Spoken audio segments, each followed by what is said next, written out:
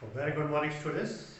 Today we are going to understand about the linear magnification. ठीक है, last time video में हम लोगों ने डिस्कस किया था मिरर फार्मूला के बारे में. ठीक है, तो मिरर फार्मूला क्या होता था? That is the 1 upon f is equal to 1 upon u plus 1 upon b, which is the relation between the focal length and the distances of the object as well as the image. ठीक है, तो आज जो हम topic discuss करने जा रहे हैं उसी से ही कुछ रिलेटेड है, लीनियर मैग्निफिकेशन. मैग्निफिकेशन का मतलब क्या है? जिस मिरर में आप तो देख रहे हो तो वो मिरर आपकी इमेज को क्या छोटा कर रहा है या बहुत ज्यादा बड़ा कर दे रहा है. ठीक है, तो मतलब उसी का ही रेशो को हम क्या बोला जाता है? लीनियर मैग्निफिकेशन बोला जाएगा. सपोज कर लो हमारे पास एक कनकेव मिरर है. क्लियर है? सपोज कर लेते हैं कनकेव मिरर है. मान लो h1 is the height of the object. ये जो h1 हम लोगों ने यहाँ पे लिखा हुआ है किसकी हाइट को रिप्रेजेंट कर रहा है? ऑब्जेक्ट की हाइट को रिप्रेजेंट कर रहा है. तो ऑब्जेक्ट को हम रिप्रेजेंट करते हैं AB से.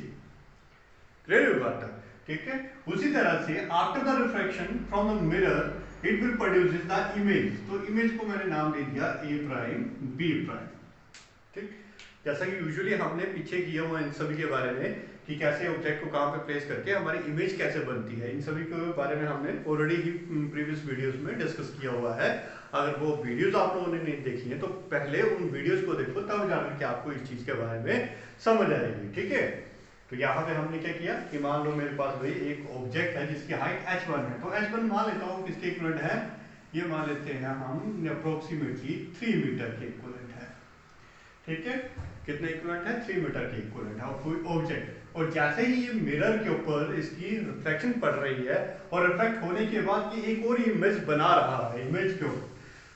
ठीक है, तो यहाँ पे इस इमेज की हाइट मान लेता हूं मैं 1 मीटर, यानी कि जो ऑब्जेक्ट है जो कि 3 मीटर का था, ठीक है, मिरर पर रिफ्लेक्ट होने के बाद कितनी है इमेज बना रहा है? 1 मीटर की इमेज बना रहा है. ठीक है, और नेचर जो आपको तो पता ही है कनकेव मिरर की नेचर क्या होती है? इन्वर्ट कर देता है उसकी इमेज को. ठीक है, तो यहाँ पे जो इसकी इमेज की हाइट बनी वो अप्रोक्सीमेटली मान लेते हैं 1 मीटर के इक्विवेलेंट बन रही है. तो इसी ही चीज को हम क्या बोलते हैं? लीनियर मैग्निफिकेशन बोला जाता है. क्यों? क्योंकि वह हम इसमें देख रहे हैं कि आउटपुट कितनी आ रही है हमारे पास. आउटपुट क्या है? हमारे पास जो इमेज की हाइट है, height of the image to that of the height of the object. कि भाई हमने हमारा एक्चुअल में ऑब्जेक्ट जो था वो कितना रखा हुआ था. मान लो कोई पर्सन जो है एक मिरर को देख रहा है, सपोज कर लेते हैं यहाँ पे. ठीक है, एक्चुअल में ऐसा होता नहीं है, मतलब इसकी इन्वर्ट इमेज बन रही है. हम सिंपल इसको अंडरस्टैंड करवाने के लिए इमेज बना रहे हैं कि हमारे पास ऑब्जेक्ट है. ठीक है, ऑब्जेक्ट को अपन मिरर में अपनी इमेज देख रहा है, लेकिन इमेज जो इसको नजर आ रही है मान लेते हैं वो इमेज छोटी बन रही है. इसकी एक्चुअल हाइट है जो 5 फीट मान लेते हैं. ठीक है, जो इमेज बन रही है उसकी हाइट कितनी बन रही है? 3 फीट की बन रही है. तो भाई कितना चेंज आया कनकेव मिरर में रिफ्लेक्ट होने के बाद? इसमें कितना चेंज आया? उसी चेंज के रेशियो को हम क्या बोलते हैं? Linear magnify. यानी कि इस मिरर ने कितना मैग्नीफाई किया इसकी इमेज को. या तो मान लेते हैं अगर ये इमेज छोटी ना बनते हुए बड़ी बन जाए, ठीक है, कुछ इस तरीके से, और इमेज की हाइट मान लेते हैं हम कितनी होगी? 10 फीट हो गई है. ठीक है, तो इसके रिस्पेक्ट में ये हमारे पास ऑब्जेक्ट है, तो इसके रिस्पेक्ट में इसकी हाइट क्या होगी? ज्यादा होगी. तो मिरर ने क्या किया? मैग्नीफाई कर दिया. ठीक है, तो कितना मैग्नीफाई किया? एनलार्ज कर दिया. तो इसी ही रेशियो को हम क्या बोलते हैं? लीनियर मैग्निफिकेशन बोला जाता है. ठीक है, तो लीनियर मैग्निफिकेशन को हम रिप्रेजेंट करते हैं किससे? स्मॉल m से रिप्रेजेंट किया जाता है. तो it is nothing but it is the height of the image. अभी बताया ना, ऑब्जेक्ट ये है और ये दोनों क्या है? इमेजेस है. ठीक है, कोई भी इमेज बन सकती है, स्मॉलर बन सकती है या लार्ज बन सकती है. तो क्या है? Height of the image. Image की हाइट कितनी बनी. ठीक है, ऊपर जो हमारे पास न्यूमरेटर है, न्यूमरेटर में हमने किसको रखना है कि आउटपुट कितनी मिल रही है. आउटपुट का मतलब क्या है? हमें फाइनल रिजल्ट कितना मिल रहा है. तो फाइनल रिजल्ट हमें ये मिला. ठीक है, the height of the image, यानी कि इमेज की हाइट कितनी है, डिवाइड कर दिया किससे?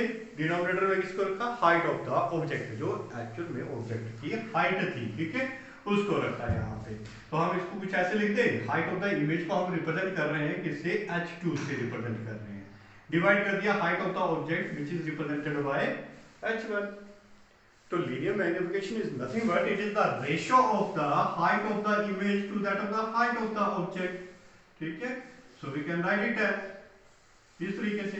ये आ गई क्या हमारे पास, रेशो आ गई किसकी, कि भाई हमारे पास एक्चुअल में जो ऑब्जेक्ट था उसकी हाइट कितनी है और मिरर में जब उसको देखा गया तो उसकी हाइट कितनी रहेगी। तो इन दोनों की रेशियोज को ही हम क्या बोलते हैं, लीनियर मैग्निफिकेशन बोला जाता है। ठीक है, इसी लीनियर मैग्निफिकेशन को अगर हम डिस्टेंसेस की फॉर्म में लिखना चाहते हैं तो डिस्टेंसेस की फॉर्म में भी लिखा जा सकता है। ठीक है, अब वन मोर थिंग, यहाँ पे एक और इम्पोर्टेंट चीज आप लोगों को मिस कर गए हैं। यहाँ पे देखो, यहाँ पे हाइट h2 है और यहाँ पे हाइट h1 है। क्या ये दोनों की दोनों हाइट पॉजिटिव होंगी? नहीं।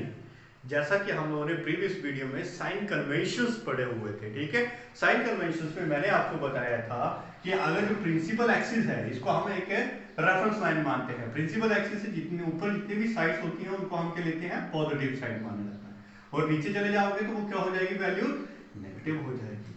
तो देखो, height of the object is in the upward direction, ऊपर की तरफ है ना, तो ये वैल्यू सारी क्या होगी, पॉजिटिव, यानी कि जो हाइट होगी ऑब्जेक्ट की that will be taken as positive. h1 जो है वो पॉजिटिव होगा, लेकिन h2 देखो, कनकेव मिरर की नेचर है वो इन्वर्ट कर देता है इमेज को। ठीक है, एट अ सर्टेन कंडीशन। ठीक है, तो यहाँ पे क्या हुआ, इन्वर्ट होगी इमेज, इमेज इन्वर्टेड होगी तो इसका मतलब ये ओरिजिन से नीचे चली गई।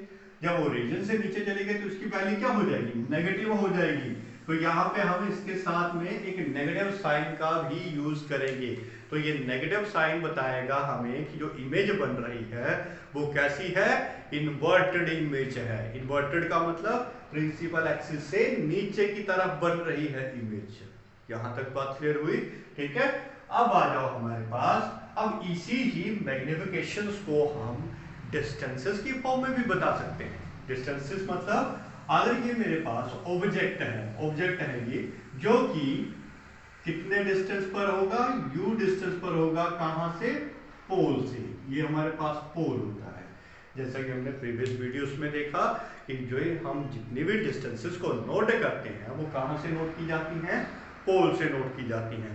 And according to the sign convention, sign conventions के अकॉर्डिंगली हमने क्या पढ़ा है, पोल के लेफ्ट साइड जितनी भी डिस्टेंसेस होंगी उनको हम क्या लेंगे, नेगेटिव लेंगे, प्रोवाइडेड हमारा ऑब्जेक्ट जो है लेफ्ट साइड में पड़ा होना चाहिए ऑफ द मिरर। ठीक है, कंडीशन है ये हमारे पास, ये कंडीशन को फुलफिल ही करना है आपने, कि ऑब्जेक्ट हमेशा आपने लेफ्ट साइड रखना है। जब ऑब्जेक्ट आपका लेफ्ट साइड है तो पोल से डिस्टेंसेस को नोट किया जा रहा है। ठीक है, तो ऑब्जेक्ट जो पड़ा है पोल से u डिस्टेंस पर पड़ा हुआ है, और जो इमेज की डिस्टेंस होती है पोल से उसको हम रिप्रेजेंट करते हैं स्मॉल v से। ठीक है, अब इसी ही डिस्टेंसेस को हम यहाँ पे सब्स्टिट्यूट कर देते हैं भाई। लीनियर मैग्निफिकेशन का फॉर्मूला था minus of h2 upon h1 which is the height of the image to that of the height of the object। ठीक है, अब बताओ भाई डिस्टेंसेस की फॉर्म में हम इसको कैसे लिखें। देखो, height of the image, h2 क्या है, इमेज, इमेज देखो कहां पे पड़ा है, u डिस्टेंस पर, सॉरी u नहीं, v डिस्टेंस पर। इमेज ये है, v इमेज की डिस्टेंस कितनी है, पोल से v है। अब यहाँ पे हम लिखते हैं इमेज की डिस्टेंस v है, डिवाइड कर दिया, ये है ऑब्जेक्ट की डिस्टेंस। तो ऑब्जेक्ट की डिस्टेंस को हम किससे रिप्रेजेंट करेंगे, u से रिप्रेजेंट करेंगे। ठीक है, ये आ गया मेरे पास u। अब भाई साइंस की बात कर लेते हैं, because the sign must be taken here because these are the most necessary part। अगर आप यहाँ पे साइन नहीं यूज करोगे तो आपका न्यूमेरिकल्स जो है वो गलत हो जाएगा। समझा रही बात?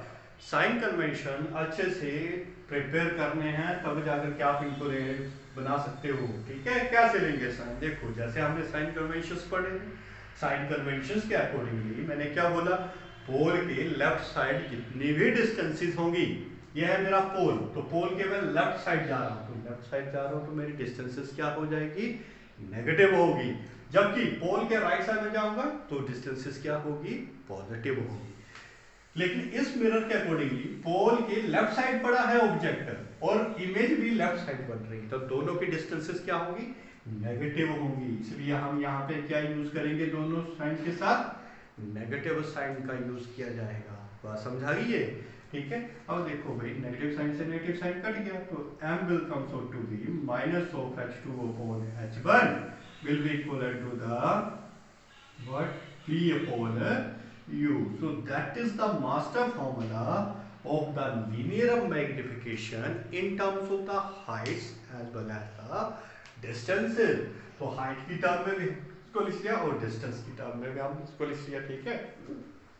सॉरी, अगर हम इसको सिंपल हाइट और डिस्टेंसेस की टर्म में लिखते हैं तो हम इसको ऐसे लिखते हैं h2 upon h1 is equal to negative of the p upon u। ये फॉर्मूला भी लिखा जा सकता है। नेगेटिव साइन को भाई इसके साथ लगा के एक ही बात है, नेगेटिव साइन को इस तरफ लगाओ या इक्वल को उस तरफ लगाओ, ठीक है। इक्वालिटी तो वही रहेगी, इक्वालिटी में तो कोई फर्क नहीं पड़ेगा। तो we can also write this formula like this, ठीक है। So this linear magnification is one of the most important tool to calculate the numerical purposes के लिए ये सबसे इंपॉर्टेंट टूल है। तो इस चीज को अच्छे से देखना है और अच्छे से इसको याद करना है। Thank you all.